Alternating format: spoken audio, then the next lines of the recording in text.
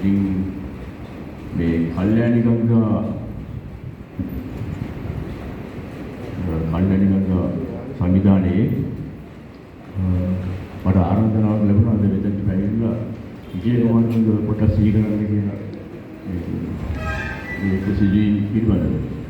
ඉතින් මම ඒකට මට ආරාධනා කළේ මේ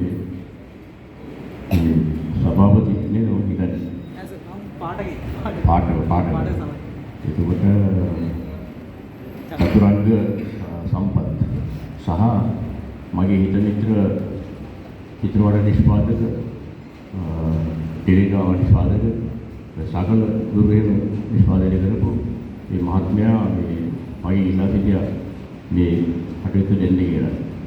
මේ මහත්මයාගේ නම සිද්ධාර්ථ අබේවර්ධන. ඉතින් මම එතුමාට ස්තුතිවන්ත වෙනවා මම මෙතනට කැඳවුවට. ඒ වගේම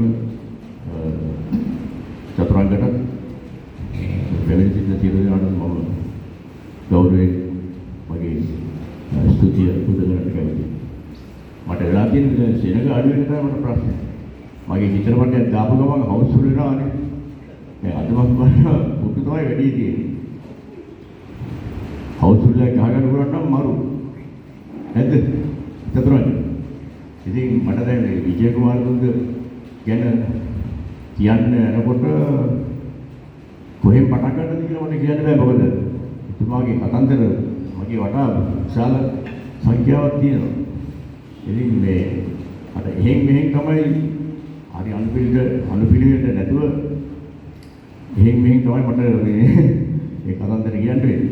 සර් මේ කතාවට පොඩ්ඩක් මේ වෙන අපි ප්‍රශ්නයක් දෙයක් මේ ඉන්න කවන්න ඒක තමයි මම කියන්නේ. මේක දේශනයක් වගේ මට කරගෙන ගිහිල්ලා ටක් ගාලා මෙතනින් මාරු වෙලා යන්න පුළුවන් එක බේරගෙන. නමුත් මම කැමති ඊට වඩා මම කැමති මම ඔය පාඨමාලාවක් කතා කරන්න ගියත් මම කියනවා මේ තුපාක් මම කතා කරනවා මට පැය භාගයකට වැඩි ප්‍රශ්න දෙන්න ඉදිරිපත් කරන්න කියලා. මොකද මට ප්‍රශ්නයක් දාලා ඒ ප්‍රශ්නේ निराකරණය කරන්න බැරි නම් මේ කතා පවත්වන්න කියලා වැඩක් නැහැ. ඒ නිසා මම ඉල්ලා සිටිනවා මගේ කතාව තුළ හෝ වෙනත් සිනමාවේ වෙනත් තොරතුරක් ගැන හෝ විජේකුමාරතුංග මහත්තයාගේ මේ කලකිරියාව හෝ ගැන කතා කරන්න කියලා. ඉතින් මේ ඇත්තටම කියනවා දැන් විජේකුමාරතුංග කියන්නේ මේ රටේ සුවිශේෂී පුද්ගලෙක්. එතුමා බොහොම නියතමානී අවංක ගතිපැතු තිබුණ කෙනෙක් කියලා මේ හැම කෙනෙක්ම දන්නවා. ඒක නිසානේ අද විජේකුමාරතුංග නැතත් තමුන්වන්සලා ඇවිල්ලා මේ මම මොනවද මේ කියවන්න හදන්නේ කියලා බලන්න ඇවිල්ලා තියෙන්නේ. ඒක ඉතාම ලොකු දෙයක්. ඉතින් මම ඔයාලා හැමෝටම ස්තුතිවන්ත වෙනවා. ඒ වගේම මොකද වල ප්‍රශ්න තියෙන එක කොහොමද මේ ඒක පස්සේ දාන්න. කරු අධ්‍යක්ෂකතුමනි මේ ඉස්තුන්තු වෙනවා අපගේ සීතාව ප්‍රාදේශ සභාව එක්කම සම්බන්ධ වෙලා අපගේ පුස්තකාලය අධිපතිතුමන් ඇතුළු සියලු හැමෝම සතුටින් පිළිගන්න ලබන මේ අවස්ථාවේදී මම මතක් කර සිටිනවා මේ විජේකුමාරතුංග මහත්මයා මේ වෙනකොට නැතිල වයස දිවංගත වෙලා වුණ 80ක් නේද? ඔව් 80ක්. එතකොට ඒබතුමාගේ කිසිම දෙයක් සොයාගන්න බැරි අවස්ථාවක් උදා වෙලා නැහැ නේද? මොකද මට පැහැදිලි නෑ.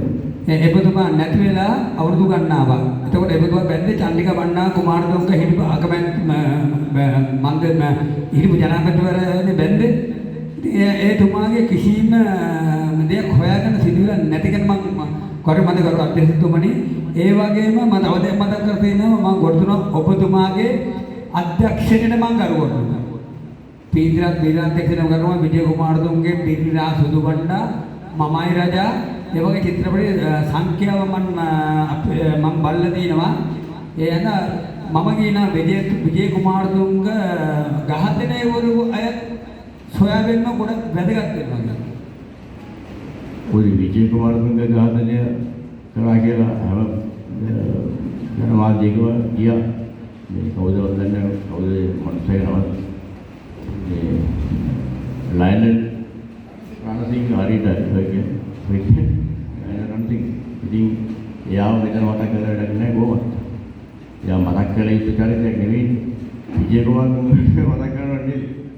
ඔබතුමා ඇවිල්ලා ඉන්නේ විජය ගැන ලිංගිකතාවක් තියෙන ඉඳන් විජය පිළිබඳව. ඉතින් මේ දැන් මට මේවම කියන්න පුළුවන්. දැන් මොකද චිත්‍රපටය පටන් ගත්තා. ඒකේ නම පෙරලිකාරු.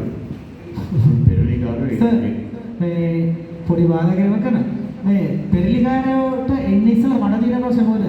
මට පොඩි ප්‍රශ්න මම මේක අහන්න ඕනද? ඊට ඉස්සලා මේ 85 හරි 84 හරි තරුණයෝ දෙන්නේ යනවා මේ රාජ් රණසිංහ මහත්තයාගේ ගෙදර ගල්කිස්සේ හෝ යනකොට ඒ තරුණයෝ දෙන්නට මේ ගානක් කොච්චර දැන දැන් ඒ වුණා නම් එහෙම කෝටියක් විතර එනවා මං හිතන්නේ. ඒක පොඩ්ඩක් මේ අර වියදම් කරන්න බැරිනේ. පොඩ අඩු කරලා ඒ ගාන වියදම් කරලා ඉවර කරන්න බැරි වුණා කියලා මේ මට කතාවක් කිය ඒක පොඩ්ඩක් අපිට පැහැදිලි කරලා දෙන්න ඕන. ඒකුනේ මෙහෙමයි. මේ එතකොට මම පටන් ගත්තේ මුලින්ම රාජ් රණසිංහ නිෂ්පාදනය කරපු නම්බර 1 කියන චිත්‍රපටයේ බඳු සංග්‍රහය ටෙන්ෂන් කරේ පිස්සු දෙන්නේ උඩ ඒක ඇක්ටරේ ප්‍රධාන කැරක්ටර් දෙක. ඒක කරන අතරවාරේ ඒකේ දිවස් කවන ටයිම් එකේදී මේ මට එකපාරට අපේ ප්‍රොඩියුසර් රාජන් සිංහ ඇවිල්ලා කිව්වා අපි ඉන්ටර්නෙට් සර්වර් චිත්‍රාගාරේ වෙනවා මේ මට උඹට ඒක අලුත් ප්‍රොඩියුසර් කෙනෙක් කියලා ෆිල්ම් එකක් ගන්න අතේ කියලා උඩ වෙන්නම කිව්වා මේ ඩබින් කරන හැටි ඔක්කොම වෙන්නම කිව්වා. හරි. ඒ අතේ කියන්නේ අතපත්තු කියන. ඒලා අතපත්තු වල නිෂ්පාදනය කරන නම් පෙරලිකාරු චිත්‍රපටය කරන්නේ. ඉතින් පස්සේ පෞද්ගල මේ මොනසේ ආවට පස්සේ ඉතින් මේක දැක්කම දෙවස්කවනේ ඇටි බලලා ඒකේ තියෙන විනෝදාත්මක දේවල් බන්දු කෙනීගේ කොමඩි කතා ඒ ඔක්කොම අහලා මේ මොනසේ නිකම්ම ආව චිත්‍රපටෙට ඇවිල්ලා මේ චතුරාංග මට මතක් කරන්න කියන්නේ ඒකයි පහුවදා එන්න කිව්වා මේ චිත්‍රපටය ගැන කතා කරන්න. එයා ගියාට පස්සේ ටෙලිවිෂන් කරේ මමයි තිරකේ ගෙදරට ගියාට පස්සේ තිරක් කිව්වා මේ මට මේ අමිතාබ් බච්චන් ඇක්ට් කරපු ෆිල්ම් එකක් තියෙනවා සත්‍යපි සත්තා කියලා මට ඒක ගහලා දෙන්න කියලා. කියලා මෙයා එහෙම ගියදෙන් කතා කරගෙන ඇවිල්ලා අතේ තිබුණා VHS කැසට් එකක්. ඒ කාලේ DVD නෑ VHS මේ 82 ඔය කාලේ. පස්සේ මේ ඉන්දන් කුරේ තපරගේ සමායන මේ දදරාගේ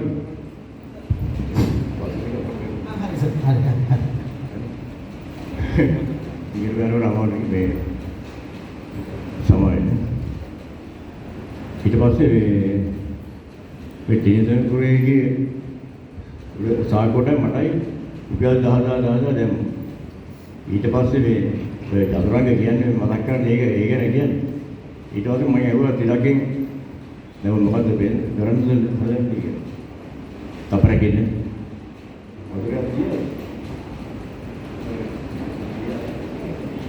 චතුරාංග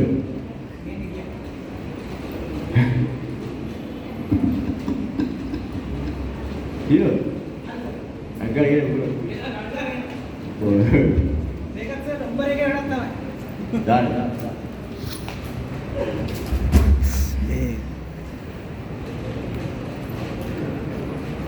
මාරුයි.